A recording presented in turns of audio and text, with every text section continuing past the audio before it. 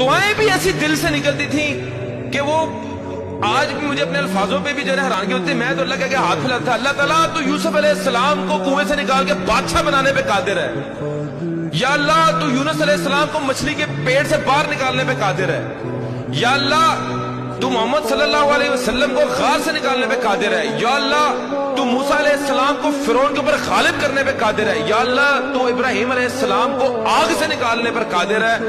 या अल्लाह मेरा मसला तेरे आगे क्या है?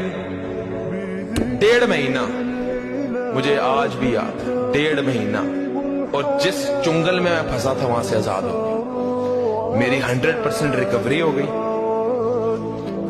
मैं बिल्कुल इजी हो गया।